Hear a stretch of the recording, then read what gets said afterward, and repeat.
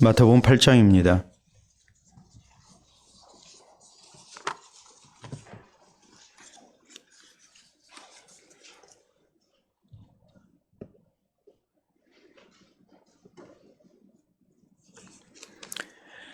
마태복음 8장 18절에서 22절 말씀 교독합니다. 예수께서 무리가 자기를 에워싸는 것을 보시고 건너편으로 가기를 명하시니라.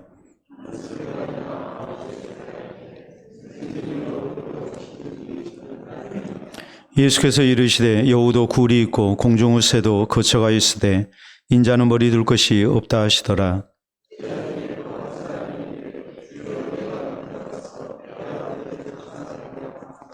예수께서 이르시되 죽은 자들이 그들의 죽은 자들을 장사하게 하고 너는 나를 따르라 하시니라. 아멘. 오늘 마태복음 강의 쉬운 두 번째 시간입니다. 우리가 잘 아는 말 가운데 이제 동상이몽이라는 사자성어가 있죠. 동상, 그러니까 한 평상에서 잠을 잤다는 얘기니까 한 자리에서 잠을 같이 잤지만 이몽입니다. 꿈은 서로 다르게 꿉니다. 우리가 그렇잖아요. 한 자리에서 잠을 자도 꿈까지 같이 똑같은 꿈을 꾸지는 않습니다. 동상이몽은 같은 사람이지만은 전혀 다른 생각을 가지고 있는, 겉으로 보기에는 같을 것 같은데 전혀 아닌 그런 경우를 우리가 이제 동상이몽이라고 얘기를 합니다. 동상이몽이라는 말과 더불어서 우리에게 또 아주 친숙한 사자성어가 있습니다. 이심전심이라는 말입니다. 내 마음이 저 사람에게 전해져서 우리가 굳이 얘기하지 아니해도 서로 간에 이렇게 한 마음이 되는 그런 관계, 이것을 우리는 이심전심이다, 이렇게 얘기를 합니다. 동상이몽과 또 이심전심, 우리가 생각하면 상당한 차이가 있고 또 전혀 반대되는 그런 이제 관계라는 것을 우리가 알 수 있죠. 한 자리에서 잠을 자도 다른 꿈을 꾸는데 서로 떨어져 있지만은 서로 굳이 얘기하지 아니해도 서로의 마음이 전해져서 하나가 된다는 것, 얼마나 중요합니까? 사람이 마음이 맞아야 하고 또 생각이 같아야 우리가 함께 할 수가 있죠. 그렇기 때문에 성경 아모스 3장 3절에 보면 하나님께서 이스라엘 백성들이 하나님과 마음이 같지 아니하고 자꾸 그러면서 하나님이 우리 가운데 계시기를 바라는 이런 이율배반적인 그런 신앙 상태를 놓고 하나님이 이런 말씀을 하십니다. 두 사람이 뜻이 같지 않은데 어찌 동행할 수 있겠느냐. 뜻이 같아야 동행하죠. 하나님이 동행하기를 원하지만 하나님과 뜻이 같지 아니하니까 하나님께서 같이 할 수 없다고 이렇게 하나님은 말씀을 하십니다. 우리는 지난 시간에 우리 예수님께서 중한 열병에 걸렸던 베드로의 장모를 치유한 내용에 대해서 말씀을 살폈습니다. 이 치유는 아주 급속했고 완전하게 치유가 됐죠. 그래서 우리 주님의 놀라우신 전능하신 능력을 나타내는 사건이 됐습니다. 또 이 모습을 보고 이제 많은 사람들이 성경에 하나님께서 특별히 메시아를, 그리스도를 주시겠다 약속하신 그 말씀을 기억할 정도로, 그 말씀은 다른 말씀이 아니고 이사야서 53장 4절에 있는 말씀대로 이제 우리의 구주로 오신 분이 아닌가라는 확신을 갖도록 우리 예수님의 이런 놀라운 능력이 나타난 사건이었습니다. 이 성경 말씀을 통해서 우리가 이제 생각했던 것이 베드로가 예수님을 집에 모시고자 했을 때 집안에 우환이 있었단 말이에요. 근데 이런 모든 문제를 우리 주님께서 선히 해결해 주셔서 우리가 주님을 위해서 헌신하고자 할 때에 우리의 모든 이런 되어지는 일들 속에 염려가 없도록 하나님께서 역사하심을 우리에게 교훈을 하고 있지요. 그런가 하면 베드로의 장모가 열병에 걸린 사실을 베드로가 예수님께 직접 말씀을 못 드렸지만 주변에 있는 사람들이 예수님께 알려서 우리 예수님께서 이제 이 베드로의 장모의 열병을 이렇게 치유를 해 주셨습니다.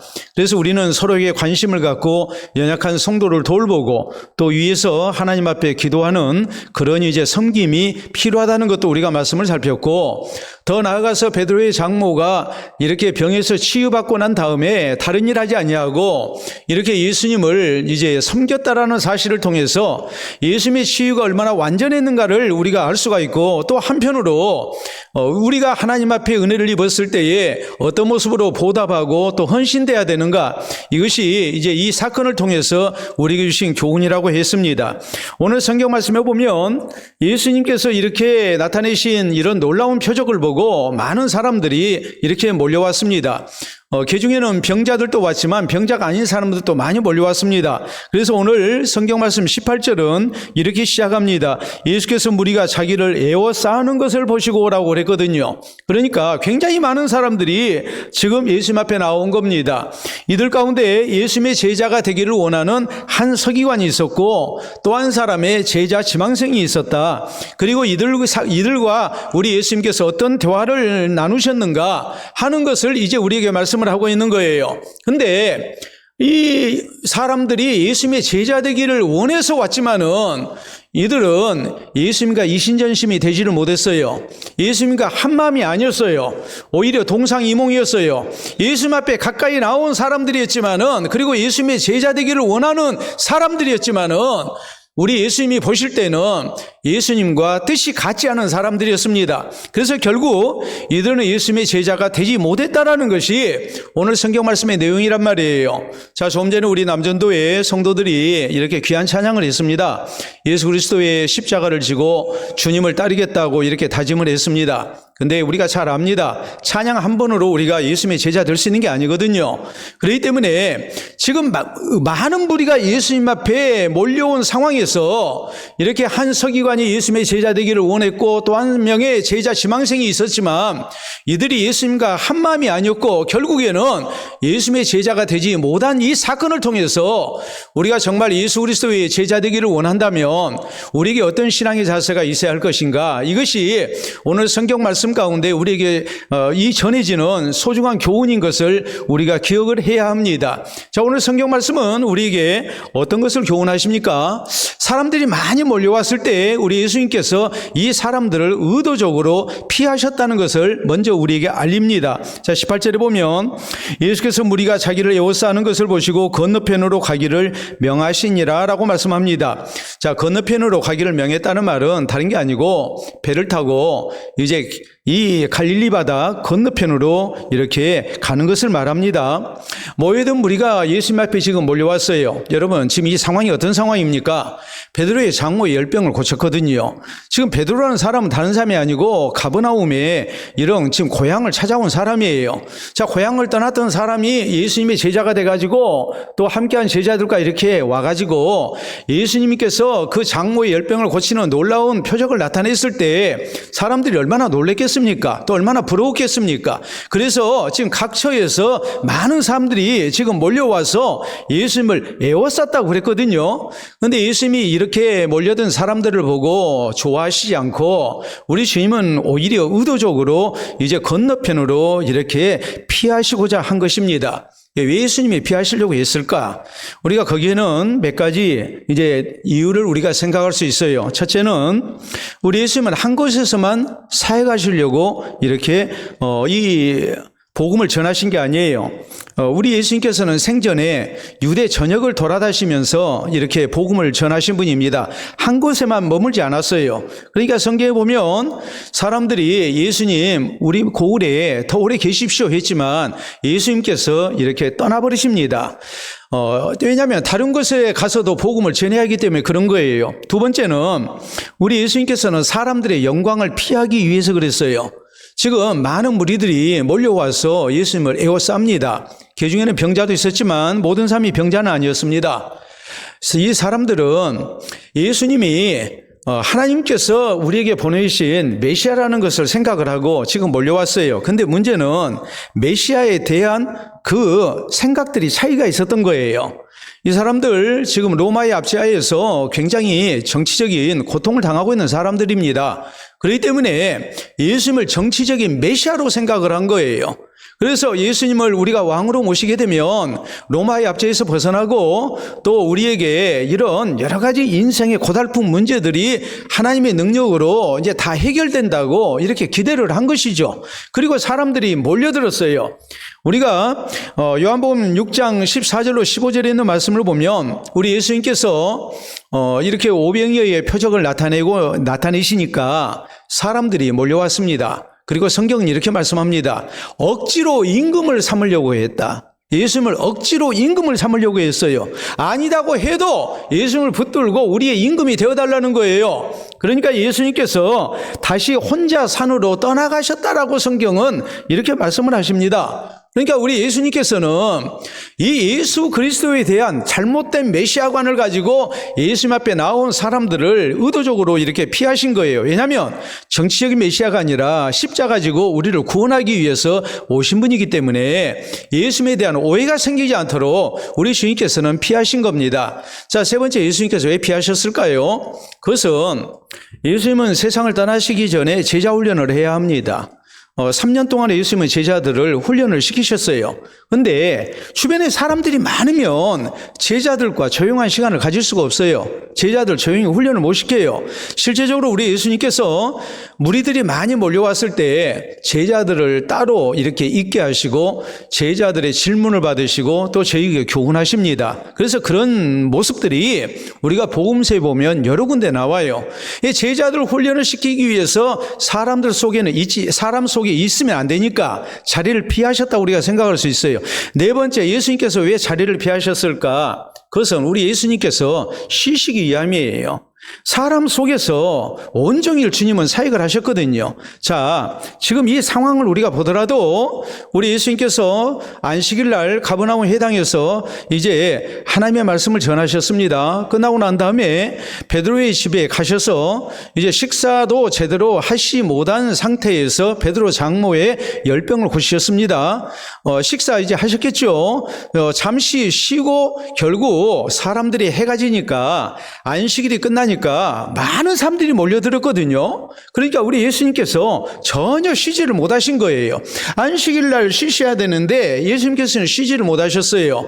자, 이런 상황에서 우리가 실제적으로 이제 다음에 이어지는 23절 이하에 있는 말씀을 우리가 쭉 보면 예수님께서 배를 타고 가시다가 배 안에서 뭐 하십니까? 주무십니다. 피곤해서 주무세요. 그러니까 예수님께도 육신을 입고 오셨기 때문에 쉼이 필요했습니다. 이런 여러 가지 목적 때문에 우리 예수님께서는 많은 무리가 예수님을 애워쌀 때에 자리를 의도적으로 피하신 거예요. 자, 우리가 생각해야 할 점이 이겁니다. 우린 그래요. 우리의 생명이라는 것이 요한하기 때문에 또 메뚜기도 한철이라고 바쁨 속에서 사는 것이 내가 세상에서 자존감이 있는 사람, 쓸모가 있는 사람이라 우리가 생각할 때가 많아요. 그런데 우리가 우리의 육신을 위해서도 쉼이 필요하지만 우리의 영혼을 위해서 우리가 바쁨 속에서 살다 보면 우리가 하나님을 향한 경건 생활을 잊어버릴 수가 있다는 것이 참 염려스러운 부분입니다. 그렇기 때문에 우리는 뭐 해야 됩니까? 어떤 경우 신앙적인 목적을 가지고 혼자만의 시간을 가져야 해요. 그것이 바로 경건 시간이거든요. 그 경건 시간이 뭐겠습니까? 우리가 하나님 앞에 경건된 모습으로 이제 성경도 읽고 찬송도 하고 기도도 하고 그래서 하나님과 나와 1대1로 만나는 가운데에 하나님과 깊은 교제를 나누고 또 하나님의 음성을 듣고 또 내 마음의 소원을 하나님 앞에 아뢰을 줄 아는 그런 시간을 우리가 가져야 된단 말이에요. 왜요? 우리가 진실되게 하나님을 만날 수 있는 시간은 이런 예배 시간도 될 수가 있지만 우리가 함께 모여서 예배를 드린다 할지라도 우리가 하나님을 1대1로 만나는 시간을 또 그 심령을 우리가 가질 수 있어야 되거든요. 여러분, 야곱이라는 사람이 평생 하나님을 섬긴 사람입니다. 그의 아버지는 아브라함이고 그의 할아버지는 아브라함이고 아버지는 이삭입니다. 얼마나 경건한 신앙의 가정입니까? 그리고 야곱도 늘 하나님을 사모했던 사람이고 하나님을 잘 섬기려고 애썼던 사람이에요. 그런데 이 야곱이 결정적으로 신앙이 성숙되고 변화된 사건은 야복 나루터에서 밤새워서 하나님을 1대1로 만난 시간이었습니다. 그 시간을 통해서 야곱은 그 신앙이 새로워졌어요. 그리고 하나님께서는 야곱의 이름을 이스라엘로 바꿔주십니다. 야곱이 새롭게 태어난 겁니다. 아무도 없는 한밤중에 하나님을 붙들고 간절한 모습으로 하나님의 은혜를 구하고 하나님을 향한 신앙을 고백했을 때에 이 1대1로 하나님을 만나는 시간을 통해서 야곱은 놀라운 신앙의 사람으로 이렇게 변화가 됐습니다. 여러분도 그렇죠? 엘리야라는 사람이 하나님의 말씀을 전하는 선지 사역을 감당하지만 이 엘리야가 모두가 다 바알에게 무릎 꿇고 나 혼자 남았습니다 하는 이 절박한 심정 속에서 엘리야가 뭐합니까? 로뎀나무 아래에서 죽기를 원합니다. 하나님, 내가 이렇게 사역을 했지만 다 소용없습니다. 한 사람도 돌아오지 아니합니다. 아합이 이세벨이 저렇게 강팍하고 백성들 여전히 강팍합니다 하면서 제가 낙심 가운데 혼자 있을 때에 하나님께서 이 엘리야를 찾아오십니다. 그래서 호렙산으로 부르십니다. 그 호렙산에서 엘리야는 하나님께서 그에게 주시는 세미한 소리를 듣게 됐고 엘리야의 사역은 다시 한번 놀라운 성숙으로 나아가는 그런 은혜를 입었음을 성경은 우리에게 말씀하십니다. 여러분, 우리가 이제 그렇죠. 대기업의 총수, 회장 되시는 분들이 얼마나 바쁩니까? 근데 이렇게 바쁜 대기업 회장들을 떡볶이 먹자고 어묵 먹자고 대통령이라는 사람이 불러내고 참 말도 안 되는 얘기입니다. 대기업 회장들이 얼마나 바쁜데요. 근데 그냥 뭐 나오라 해가지고 떡볶이 먹고 어묵 먹고 또 잘 보이기 위해서 국물이 맛있습니다. 저 국물 좀 더 주세요. 이 짓을 하고 있으니 참 한심한 일이죠. 근데 여러분, 대기업 총수들이 굉장히 바쁘지만 특별히 이들은 1년에 한 차례 자기만의 시간을 갖는 경우가 대부분이에요. 총수들이 굉장히 바쁘지만 자기만의 시간을 가져요. 유명한 마이크로소프트사를 이렇게 창업한 우리가 잘 아는 빌 게이츠가 있습니다. 세계적인 부호죠. 또 경영인이죠. 근데 이 빌 게이츠는 1년에 2번 자기만의 공간에서 1주간 동안 생각을 정리하는 시간을 갖습니다. 그리고 회사가 나아갈 방향, 또 중요한 일에 대한 결정을 그때 합니다. 그래서 자신의 삶과 사업의 방향을 점검하는 시간을 갖습니다. 혼자만의 시간은 그렇게 중요한 거예요. 자, 책 한 권 보도록 하겠습니다. 여러분, 메이지대의 교수인 이 사이토 다카시라는 분이 이제 쓴 책인데 혼자 있는 시간의 힘 그랬거든요. 근데 거기에 부제가 붙죠. 기대를 현실로 바꾸는 혼자 있는 시간의 힘 그랬어요. 또 아래쪽에 보면 혼자일 수 없다면 뭐 할 수 없다? 나아갈 수 없다. 우리는 세상을 살아갈 때에 우린 그렇죠. 사회적 동물이기 때문에 우리가 서로 교제도 나눠야 되고 서로 인간관계도 맺어야 하고 또 상부상조도 해야 해요. 또 서로 협력해서 우리는 세상을 살아야 해요. 그게 지혜로운 일이고 사람은 당연히 그렇게 하게 돼 있어요. 그렇기 때문에 사람 인자가 한자로 쓸 때에 이렇게 작대기 2개가 받쳐 있는 형상입니다. 하나를 빼버리면 나머지가 넘어지게 돼 있어요. 서로 마찬가지예요. 사람은 함께 살아야 되거든요. 함께 살아야지만 어떤 경우 나 혼자 있는 시간이 필요해요. 혼자 있는 사람이, 혼자 있을 줄 아는 사람이, 혼자만의 시간을 갖는 사람이 비로소 성숙될 수 있고 나아갈 수가 있어요. 신앙도 마찬가지예요. 혼자만의 시간이 있어야 해요. 하나님과 나와의 1대1의 만남이 있어야 해요. 그런 사람이 신앙적인 내공이 길러져요. 겉으로는 굉장히 신앙생활 잘한 것 같은데 혼자 있을 줄 모르면, 하나님과 1대1로 만날 줄을 모르면 어떤 경우 내가 혼자라는 생각이 들면 그 사람의 신앙은 무너지고 맙니다. 왜요? 혼자 할 때가 위험하잖아요. 세상에서 내가 혼자고 버림받은 것 같고 하나님도 나를 그냥 내버려 두신 것 같고 이때 얼마나 외롭고 얼마나 힘들겠습니까? 얼마나 마귀가 시험하기 좋겠습니까? 그렇기 때문에 우리는 평소에 하나님과 1대1의 시간을 갖는 것을 우리는 즐겨야 하고 우리는 이런 시간을 소중히 여겨야 해요. 그래서 이렇게 말을 해요. 혼자만의 시간은 전략적 휴식이자 적극적인 고독이다라는 말을 합니다. 혼자 있는 것이 외로운 것이 아니에요.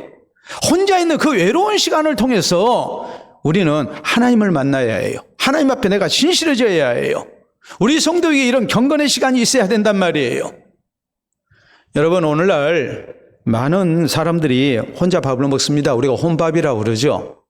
또 혼자 끼니를 해결한다고 그래서 혼끼라고 그럽니다. 또 혼자 놉니다. 그래서 혼놀이라고 그럽니다. 혼자 영화 보러 갑니다. 뭡니까? 혼영이죠. 실제 극장에 가보면 혼자 영화 보는 사람들 많이 있습니다. 혼자 술 먹는 사람들 혼술이라고 그러죠. 술이라는 것이 서로 대작을 해야 맛있다고 그러는데 요새 우리가 살고 있는 세상은 혼자 술 먹는 사람들도 많이 있거든요. 여러분, 식당에 가면, 특별히 고속도로 휴게소 가면 전에는 못 보던 그런 문화 충격이 되는 모습들이 있죠. 그게 뭡니까? 밥 먹는 자리가 혼자잖아요. 혼자 밥 먹는 자리가 있잖아요. 이제까지 밥은 혼자 안 먹는 줄 알았는데, 그런 테이블은 없는 줄 알았는데, 이제는 혼자 먹는 따로 된 칸이 있거든요. 거기에서 혼자 식사하잖아요. 여러분, 세상이 자꾸 혼자 있게끔 우리를 만들어요.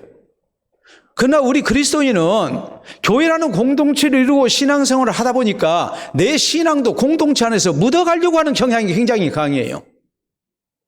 우리의 신앙이라는 것은 하나님과 나와의 1대1의 만남 속에서 이루어져야 합니다. 우리가 교회를 이루고 우리가 함께 공동체를 이루고 신앙생활을 하지만 우리에게 있어서 정말 필요한 것은 내가 진실되게 예수님을 만나야 하고 내가 하나님 앞에 나를 세울 수 있어야 해요.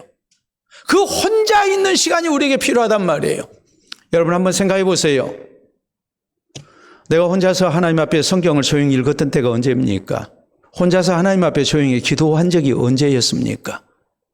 하나님 앞에 깊은 묵상 속에 하나님을 찾았던 적이 언제였습니까? 교회라는 공동체, 우리가 함께한 예배 시간에는 우리가 충분히 그럴 수 있었는데 나 자신을 하나님 앞에 1대1로 세우고 하나님을 만나는 이 시간을 우리가 갖지를 못한다면 우리의 신앙이 절대 바르게 성숙될 수가 없습니다. 조용한 시간을 가져야 됩니다. 적어도 하루에 단 5분이라도 조용히 하나님 앞에 기도해야 하고 조용히 하나님 앞에 성경 읽어야 하고 또 하나님의 말씀을 묵상하면서 하나님을 간절한 마음으로 찾을 줄 아는 주의 백성들이 되어야 됩니다. 이 하나님과의 1대1의 만남을 통해서 혼자만의 시간을 통해서 나를 다시 한번 돌아보고 하나님 앞에 좀 더 진실된 모습으로 가까이 나아가고 또 하나님을 만날 줄 아는 아름다운 은혜가 우리에게 있기를 바랍니다. 두 번째입니다. 자, 오늘 여기 성경 말씀 보면 한 서기관이 예수님의 제자 되기를 자원합니다. 자, 19절에는 말씀 봅니다. 한 서기관이 나와 예수께 아뢰되 선생님이여 어디로 가시든지 저는 따르리이다 그랬어요. 서기관은 유대 사회에서 랍비와 더불어서 가장 존경받는 직업을 가진 사람입니다. 주로 성경을 필사하고 해석하고 가르치는 일을 했습니다. 이게 성경 전문가죠. 또 계속해서 정말 죽을 때까지 성경을 공부하는 사람이에요. 그래서 성경이 깊은 뜻을 깨닫고 연구하고 해석하고 가르치는 일을 업으로 삼은 사람들이에요. 이 사람이 예수님의 가르침에 대한 큰 놀라움을 갖게 됐고 존경하는 마음을 가졌습니다. 거기에다 예수님은 뭐까지 하셨습니까? 병든 자를 치유하시잖아요. 산에 올라가셔서 놀라운 하나님의 말씀을 가르치셨습니다. 산상수훈 우리가 성경 마태복음 5장에서 7장까지 말씀을 살폈죠. 그리고 우리 예수님은 8장 1절 이하의 산 아래로 내려오셔서 나병 환자를 치유하시고 또 한 백부장의 중풍병 걸린 하인을 말씀으로만 치유하시고 또 베드로의 장모의 열병을 고치셨단 말이에요. 이런 놀라운 일을 봤을 때 이 사람은 예수님을 스승으로 모시고 평생 예수님의 제자로 살기를 소망하게 됐어요. 그래서 예수님 앞에 이제 나와서 자기의 마음을 이렇게 고백하는 겁니다. 어디로 가시든지 저는 따르겠습니다. 여러분, 이 말의 의미는 집을 떠나서 예수님과 함께 생활하겠다는 거예요. 아주 대단한 결심을 한 거예요. 이런 사람 예수님이 마땅히 제자로 받아주시지 하지 않겠습니까?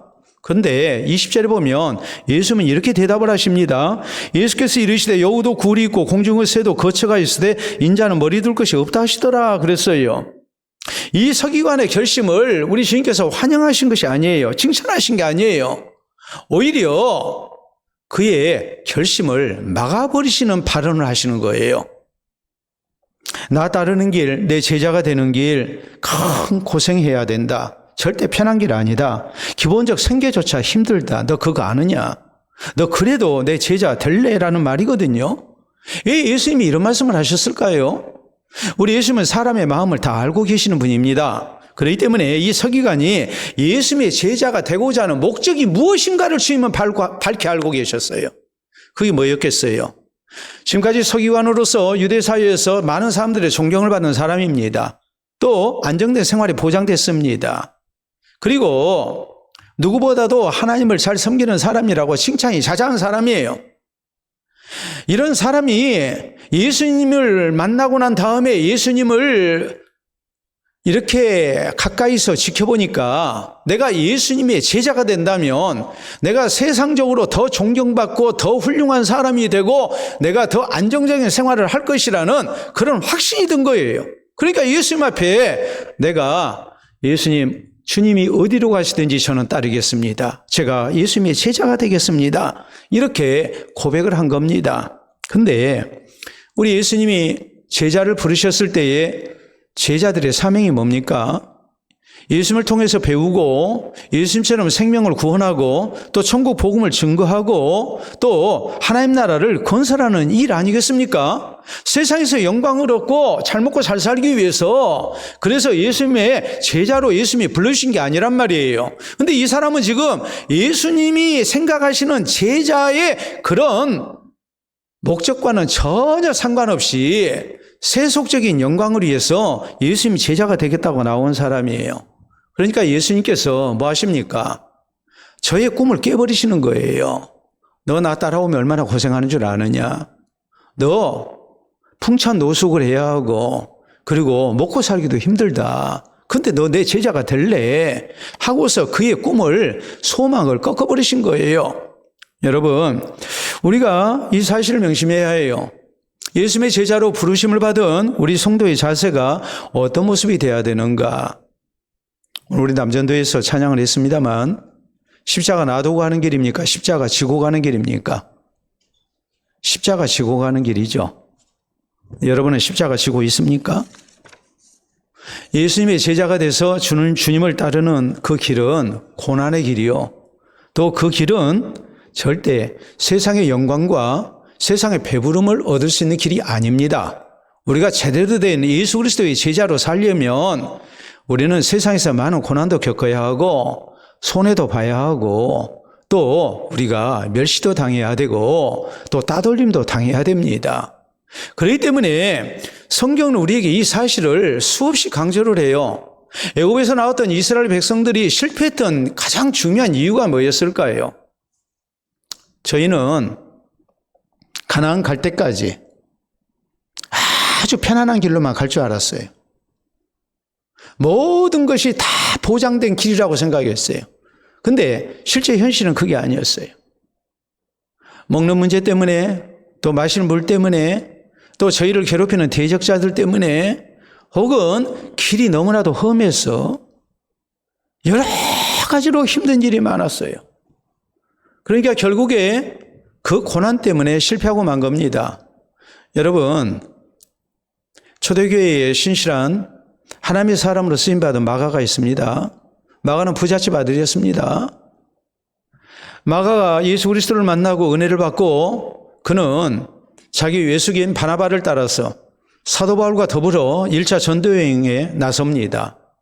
근데 말이 전도 여행이지 현실은 너무나도 힘들었거든요. 길도 험하고 사람들의 반응도 좋지 못했고 심한 경우는 돌 맞아 죽을 뻔하는 그런 고난도 겪게 되니까 결국 그는 도중에 뭐 해버립니까? 돌아가 버립니다. 원래 고생을 안 해본 사람이거든요. 부잣집 아들이거든요. 그러니까 실패하고 만 거예요.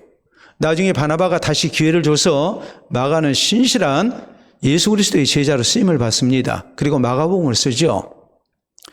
여러분, 사도행전 14장 22절에 보면 사도 바울은 그리스도의 복음을 증거하다가 유대인들에게 돌에 맞아서 거진 죽었어요. 죽은 줄 알고 성 밖으로 내쳤으니까 죽었다고 봐야 해요. 돌에 맞았으면 외상도 많이 입었을 것이고 또 정말 속병도 얻었을 거예요. 어마어마한 고생을 했을 거예요. 근데 하나님 은혜로 그가 다시 살아납니다. 그리고서 모여든 제자들에게, 성도들에게 했던 말은 이것입니다. 우리가 하나님 나라 가기까지는 많은 고난을 겪어야 할 것이다. 절대 편한 길 아니다. 그거 각오해야 된다. 여러분의 자식이 군에 입대하면, 군대 가면 나라에서 밥도 먹여주고 잠도 재워주고 잠잘 때도 다 불침번이 시켜주고 또 뭣도 주고? 용돈도 주고. 예? 얼마 전에 군에 간 우리 이준 이대로 집사님 아들 있잖아요. 예? 11조를 보내왔어요. 11조를 보내왔는데 우리 손장로님 얼마였죠? 6만 8천 원? 예. 우리 김강희 집사님 6만 8천 원 맞죠? 군 이제 입대하는데 68만 원 받아요.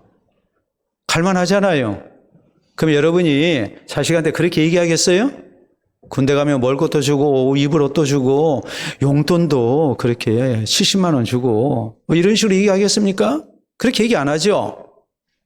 얘야 군대 가면 고생할 거다. 고생하더라도 군대가 다 그런 것이다. 그러니까 뭐 해라? 못 견디겠으면 그냥 집으로 와버려라. 그러겠습니까? 잘 견뎌야 한다. 그래야 네가 사나이가 되는 것이고 네가 대한의 장부가 되는 것이고 또 사람으로서 마땅히 해야 할 의무를 다해서 네가 앞으로 세상을 사는데 행여라도 군 복무로 인한 그런 불미스러운 경우를 당하지 아니할 것이다 하면서 그런 식으로 격려를 하죠. 근데 우리는 세상을 살면서 신앙생활하면서 너무 편한 것만을 추구하는 경향이 있어요. 세상에서 말하는 이런 경우입니다. 한번 볼까요? 자, 여러분 저런 길 걷고 싶죠? 무슨 길입니까? 꽃길. 다음 사진 보겠습니다. 자, 저런 꽃길 걸어가네요. 가고 싶잖아요. 예? 예배가 뭡니까? 저런 데 가야지. 예? 다음 사진 볼까요? 예? 얼마나 좋습니까? 한쪽에는 강이 있고 예? 유채꽃이 피었는지 참 아름답잖아요. 사람이 바글바글한 것도 아니고 혼자 다 걸어갈 때 이 혼자만의 시간 얼마나 좋겠어요. 다음 사진 볼까요? 장미꽃 터널입니다. 가고 싶어요? 안 가고 싶어요? 사랑하는 사람하고 같이 걷고 싶잖아요. 저 둘이 가잖아요. 다음 사진 볼까요? 예? 아예 카페에서 꽃길만 걸으세요. 근처 카페에 저렇게 딱 되어 있습니다. 자, 그뿐만이 아니고 자, 한강변에 보면 이런 데도 있습니다. 꽃길만 걷자. 꽃길만 걷자. 그래서 이렇게 걷습니다. 진짜 꽃길 걷네요. 걷고 싶잖아요. 근데 저 정도가 아니라 꽃가마 타고 꽃길 가고 싶은 게 우리 심정이에요. 내 인생에 하나님이 함께 하셔서 고생 하나지 않고 모든 일 가운데 하나님의 복을 누리며 평안함을 누리며 모든 사람들이 부러워할 정도로 살고 싶은 것이 우리의 소원이고 잘못한 경우 우리의 신앙생활의 목표가 되어 있는 경우가 대부분이에요. 근데 우리 예수님께서 그렇게 말씀하십니까? 우리 예수님께서 제자들에게 그것을 약속하셨습니까? 주님 말씀하십니다. 여우도 굴이 있고 공중나는 새도 깃들일 것이 있는데 내 제자가 되면 그것도 없다. 너 그래도 내 제자가 될래? 우리 주님께서는 아주 엄중한 말씀을 하고 계시는 거예요. 오늘 우리가 들어야 해요. 우리가 아무리 꽃길만 걷기를 원한다 할지라도 꽃길을 만들어 놓고 걸어가라고 했다 할지라도 그 길을 걸었다 할지라도 우리 인생길이 꽃길 되는 건 아닙니다. 우리 그걸 압니다. 그러니까 그렇게라도 꽃길 걷고 싶은 거죠. 1년에 한 번씩, 아니 한 번이 아니라 한 달에 한 번씩, 아니 한 달에 한 번이 아니라 날마다 꽃길만 걸었다 해서 그의 인생길이 꽃길 되는 거 아니지 않습니까? 우리 인생 현실이 그게 아니잖아요. 우리가 하는 신앙의 길도 마찬가지예요. 주께서 우리를 부르시고 따라오라 하신 길은 자기 십자가 지고 자기를 부인하고 주님을 따라가야 하는 길이고 세상의 많은 것을 포기해야 갈 수 있는 길이에요. 그거 포기 못하면 우리는 예수님 제자 못 되는 거예요. 우리의 신앙이 바로 되지 못한 가장 중요한 원인이 무엇입니까? 우리는 자꾸 그래요. 환경의 문제를 가지고 얘기를 해요. 환경의 문제가 아닙니다. 우리 주님은 좋은 환경 만들어 놓고 내 제자가 되라고 말씀하시지 않았어요. 좋지 못한 환경 속에서도 신앙적인 단단한 각오 속에 우리가 주님을 따르는 제자 되기를 원하셨어요. 꽃길 만들어 놓고 우리에게 꽃길 걸어오라고 우리 주님은 약속하시지 않았어요. 우리가 주의 제자로 걷는 길, 어떤 경우는 돌부리가 우리를 넘어지게도 합니다. 좁으면 좁은 길로 가야 합니다. 예수님의 제자의 길은 더더욱 힘듭니다. 이 사실을 알고 우리는 고난을 각오하고 잘 인내해야 합니다. 그래서 끝까지 예수님 가시는 길을 따르는 주의 제자 되는 우리 모두가 될 수 있기를 바랍니다. 또 하나 다른 제자가 주님 앞에 제자 될 것을 요청합니다. 21절 22절 말씀 봅니다. 제자 중에 또 한 사람이 이르되 주여 내가 먼저 가서 내 아버지를 장사하게 허락하옵소서. 예수께서 이르시되 죽은 자들이 그들의 죽은 자들을 장사하게 하고 너는 나를 따르라 하시니라 그랬습니다. 이 제자 중 한 사람이라고 했는데 이 사람은 12제자 중에 한 사람은 아닙니다. 그러나 상당히 가까이서 예수님을 따르던 사람이라고 우리가 볼 수 있습니다. 그렇기 때문에 성경은 제자 중 또 한 사람이다 이렇게 말씀을 하고 있는 거예요.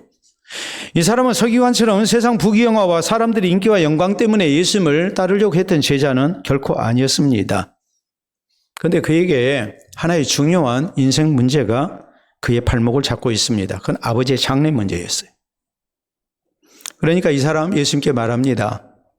내가 아버지 장례 치르고 난 다음에 예수님 따르겠습니다. 여러분, 부모의 장례라는 것이 뭐겠습니까? 마지막 효도죠. 내가 마지막 효도하고 예수님 따르겠습니다. 더구나 당시 유대 사회에서의 장례는 당일에 장례를 다 치릅니다. 우리처럼 3일장을 치르고 5일장을 치르고 하지 않습니다. 그러니까 빨리 가서 장례 치르고 오면 되잖아요. 예수님 제자 될 수 있잖아요. 근데 우리 예수님께서 이 사람의 청도 거절을 해버리시는 거예요. 더구나 우리가 오계명에 보면 부모를 공경하라고 했잖아요. 근데 예수님은 부모 공경과는 전혀 다른 말씀을 해버리시거든요. 너 장례 치르지 마라. 그냥 너는 나 따라와라. 그렇게 말씀을 하시는 거거든요. 우리가 이제 왜 예수님이 그렇게 말씀을 하셨을까? 그 이유를 우리가 생각을 해야 해요. 이걸 오해를 하게 되면 부모 장례도 치르지 말고 우리는 예배드려야 하고 부모 장례도 치르지 말고 우리는 수련회 가야 되고 이런 식으로 생각할 수 있으니까요. 그런 뜻이 결코 아닙니다. 이렇게 해석을 할 수 있어요. 아버지가 지금 뭐 해가지고 있을까요? 병들어 가지고 있어요. 오늘 내일 하고 있어요. 그러니까 아버지 장례 치르고 난 다음에 내가 예수님 따르겠습니다. 이 말이에요. 근데 오늘 내일 한데 오늘 안 죽으면 내일 돌아가십니까? 우리 의사 선생님 얘기해 보세요. 환자가 오늘 내일 하는데 오늘 안 죽으면 내일 죽습니까? 언제 죽을지 모르죠. 네? 그러다 보면 이 사람 예수님의 제자 될 수 없어요. 두 번째 우리가 생각할 수 있는 것은 실제 이 사람의 아버지가 돌아가셨어요. 근데 이 사람의 아버지가 돌아가셔서 장례를 치르다 보면 사람이 화장실에 들어갈 때하고 나올 때 마음이 같아요, 틀려요? 여러분은 같은가 봐요? 근데 장례를 치르기 전에는 내가 장례만 치르고 내가 예수님 따라서 내가 집을 떠나서 예수님 제자가 돼야 되겠다 했는데 막상 장례를 치르고 나면 이 사람은 뭐가 됐을까요? 예? 가족들이 붙잡을 것이고 옆에 사람들이 야 그러면 되겠느냐고 했을 것이고 또 본인의 마음도 처음 마음과는 좀 달라질 수 있죠. 그래서 예수님이 그렇게 말씀하셨다고 봐요. 또 하나 중요한 뜻이 있어요. 그 뭐냐면 자 죽은 자들이 그들의 죽은 자를 장사하게 하라 그랬어요. 앞에 죽은 자는 뭡니까? 영적으로 죽은 사람들. 뒤에 나오는 죽은 자를 장사하게 하라. 뒤에 죽은 자는 누굽니까? 육신적으로 죽은 사람들. 그러니까 그냥 그 사람들한테 맡겨라 이런 의미거든요. 근데 이게 유대 사회의 아주 중요한 격언이에요. 이게 지금 무슨 말이냐면 다른 것이 아니라 세상 사람들이 유산을 갖도록 해라라는 말이에요. 이 말의 의미는 결국 뭐냐면 내가 아버지 장례 치르고 난 다음에 내가 예수님 제자 되겠습니다라는 말은 예수님, 우리 아버지 돌아가셨는데 장례 치르고 나면 유산 상속 문제가 있습니다. 그러니까 내가 유산을 받아가지고 오겠습니다라는 뜻이에요. 죽은 자들로 죽은 자를 장사하게 하라는 말은 세상 사람들로 하여금 죽은 자의 물건을 가지도록 하라는 말이거든요. 이게 유대 격언이에요. 그러니까 결국에 이 사람은 아버지 돌아가셨기 때문에 장례를 치러야지만 장례 치르고 난 다음에 나누게 될 유산 상속 문제가 지금 그의 발목을 붙잡고 있는 거예요. 충분히 그럴 수 있잖아요. 근데 예수님께서 야, 너 내 제자 되려면 뭐 해라는 거예요? 그 유산도 포기해라. 그것이 중요한 게 아니고 네가 내 제자로 사는 게 더 중요하다 이 말이에요. 다시 말하자면 예수님의 제자가 되려면 삶의 우선순위가 바로 돼야 된다는 것을 주께서는 교훈하신 겁니다. 여러분 장례도 중요합니다. 또 여러분 생각해 보세요. 유산 상속받는 것도 중요합니다. 그러나 우리에게 있어서 제일 중요한 것은 무엇인가? 예수님의 제자로 사는 거예요. 신앙의 문제예요.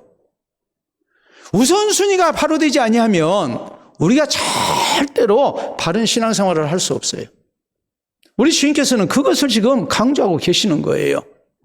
내가 예수님 제자 되는 거 내 소원입니다. 내게 참으로 중요한 인생 목표입니다. 근데 그것보다도 더 중요한 문제가 있어서 예수님의 제자로 신앙을 지키고 사는 것을 뒤로 밀어버린다면 그 사람이 어떻게 신앙을 지켜나갈 것이며 그 사람이 어떻게 예수 그리스도의 제자의 길을 가겠습니까? 안 되죠. 여러분 우리는 그래요. 잃을 것이 없으면 용감해집니다. 근데 내가 가진 것이 많으면 비겁해져요. 왜요? 내 것을 지켜야 하니까. 근데요, 다니엘이나 그의 세 친구는 상당히 많은 것을 가진 사람들이거든요. 고위 관리잖아요. 근데 이 사람들 어떡합니까? 제일 중요한 목표가 왕의 총애를 받는 게 아니에요. 출세하는 거 아니에요. 이 사람들에게 있어서 제일 중요한 문제는 뭐였습니까? 하나님 말씀대로 하나님 바로 섬기는 거예요. 그게 제일 중요했어요. 그러니까 신앙을 지킨 거예요. 우선순위가 바로 됐기 때문에 신앙을 지킨 겁니다. 우리 예수님의 제자들, 예수님께서 나를 따르라. 내가 너희로 사람 낚는 어부가 되게 하리라 하니까 배와 그물을 버려두고 따르는 겁니다. 그러니까 예수님의 제자가 된 거예요. 아니 주님, 오늘 이렇게 고기를 많이 잡았는데 저 공판장에 내서 그래서 돈으로 바꿔야죠. 그리고 난 다음에 따르겠습니다. 그럼 못 따릅니다. 안 돼요. 우리 예수님께서는 마태복음 6장 33절에 말씀하셨어요. 너희는 먼저 하나님의 나라와 그의 의를 구하라. 그래야면 먹을 것, 마실 것, 입을 것, 이 모든 것을 하나님께서 너희에게 더하시리라. 요한삼서 1장 2절은 말씀합니다. 사랑하는 자예요. 내 영혼이 잘됨같이 내가 범사에 잘되고 강건하기를 내가 간구하노라. 무엇이 먼저 돼야 될 것인가를 말씀하고 있는 거죠. 여러분 제가 묻겠습니다. 공부하는 학생에게 제일 중요한 게 뭘까요? 공부하는 학생에게 제일 중요한 게 뭘까요? 공부죠. 근데 공부하는 학생이 시험이 내일 모레인데 친구와 교제하는 것도 중요하고 취미생활하는 것도 중요하고 운동하는 것도 중요하고 그리고서 공부하는 것을 자꾸 뒤로 미룬다면 그 학생은 성적 좋게 받을 수 있을까요? 없을까요? 없죠. 안 되는 일이잖아요. 마찬가지예요. 우선순위를 바로 정하고 난 다음에 후순위는 희생하고 포기하지 않은 이상 우리가 절대 제일 중요한 것을 얻을 수가 없어요. 기업 경영에 있어서 아주 중요한 원칙이 있습니다. 그건 선택과 집중이에요. 모든 것을 잘할 수 없어요. 우리 회사에서 우리 기업에서 잘할 수 있는 거 그거 선택해서 거기에 집중해야 그래야 경쟁에서 이길 수 있는 거예요. 좋은 실적을 거둘 수가 있는 거예요. 우리가 신앙생활을 가장 중요하게 생각하지 아니하면 우리는 바른 신앙생활을 할 수 없습니다. 신앙생활을 가장 중요하게 생각하고 우리의 시간과 노력과 재물 또 우리의 모든 영적인 에너지를 우선 배정을 해야 합니다. 예배드리는 일, 성경 읽는 일, 하나님 앞에 기도하는 일, 봉사하는 일, 또 하나님 앞에 헌금하는 일 모두가 마찬가지입니다. 가장 중요하게 생각하지 아니하면 우리는 절대 바른 신앙생활을 할 수 없어요.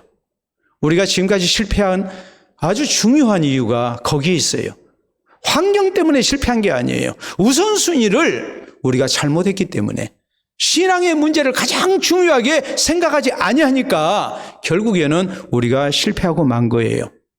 우리가 바른 신앙생활을 위해서는 예수 그리스도의 신실한 제자 되기 위해서는 무엇보다도 바른 신앙생활을 위한 우선순위를 우리가 바로 할 수 있어야 됩니다.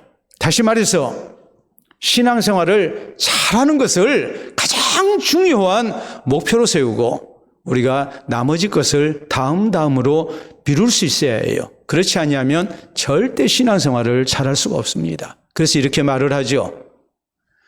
신앙생활은 부업이 아니고 뭐가 돼야 된다?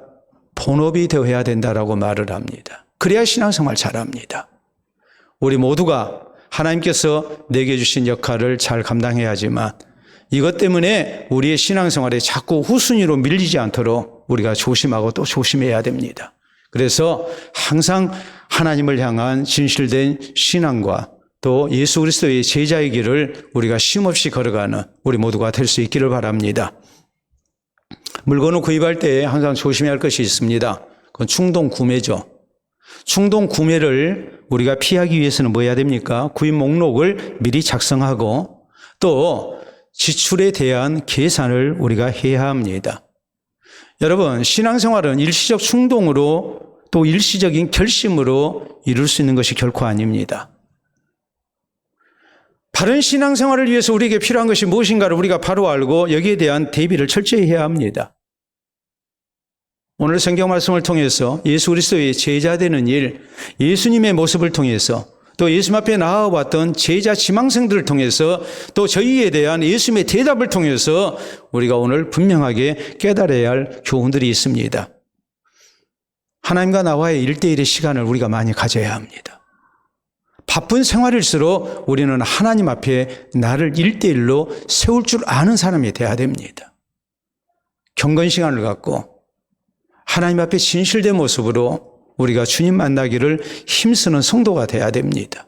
그리고 우리는 신앙의 길이 결코 쉬운 길이 아니라는 것을 기억을 하고 우리의 신앙생활 속에서 신앙생활이 가장 중요한 우선순위 맨 앞에 올 수 있어야 합니다. 1순위가 아니라 0순위가 돼야 됩니다. 그리고 우리가 할 수 있는 최선을 다하면서 우리가 열심을 다해 신앙생활을 해야 합니다. 그래야 우리의 신앙이 바른 모습이 되고 예수 그리스도의 제자로서 우리가 하나님 앞에 바로 설 수 있는 은혜가 있다는 것을 우리 모두 잊지 마시기를 바랍니다. 우리 함께 기도합니다.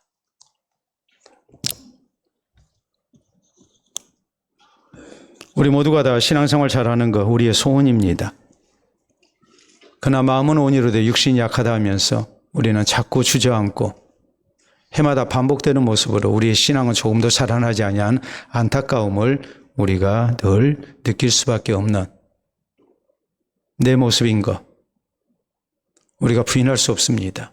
오늘 주신 말씀 통해서 얼마나 진지한 모습으로 하나님 앞에 나를 세우고 있는지 다시 한번 돌아보고 이제는 하나님과 나만의 1대1의 경건 시간 갖기를 다짐하십시오. 신앙생활이 힘들지 아니하지만 꽃길이 아니고 고난의 길이지만 내가 신앙생활 잘할 것을 최우선순위로 놓고 내 모든 최선의 노력을 다하겠습니다. 다짐하시기를 바랍니다. 기도합니다.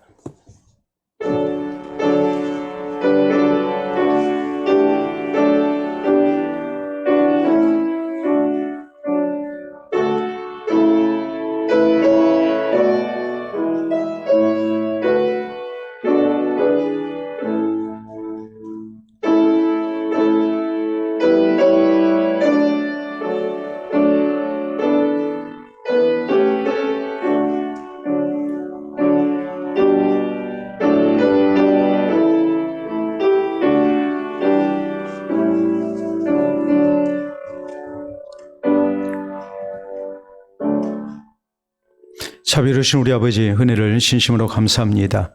우리 주의 부르심에 우리가 응답하고 예수 그리스도의 신실한 제자 되기를 늘 마음에 소원하고 내 십자가 지고 주님 따르겠다고 다짐하고 또 다짐하지만 날마다 우리의 모습이 나를 실망시키고 또 해마다 우리의 모습이 제자리에 있음을 생각할 때에 너무나도 부끄러움을 주님 앞에 고백할 수밖에 없습니다.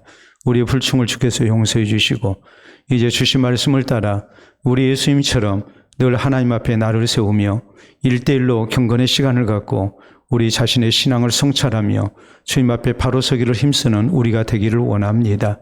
또 고난의 길이라 할지라도 세상의 많은 것을 포기하고서라도 우리가 주의 제자의 길을 가기를 원합니다. 신앙생활 잘하는 것이 예수 그리스도의 바른 제자 되는 것이 우리에게 있어서 가장 중요한 일이 되게 하시고 이 일을 위해서 우리가 세상의 많은 것을 포기해도 즐거운 마음 갖게 하시고 기쁜 마음으로 주님을 따르는 우리 모두 되게 해 주시옵소서. 그래서 날이 감에 또 해가 바뀜에 따라 우리의 신앙이 날로 날로 성숙되게 하시고 우리 주님과의 거리가 날로 날로 가까워지게 하시고 마지막에 주님과 동행하며 우리 주님께서 우리를 붙들어 주시는 아름다운 은혜의 사람들이 또 예수 그리스도의 제자 되는 아름다운 영광이 우리에게 있게 해 주시옵소서. 감사하오며 예수님 이름으로 기도하옵나이다. 아멘.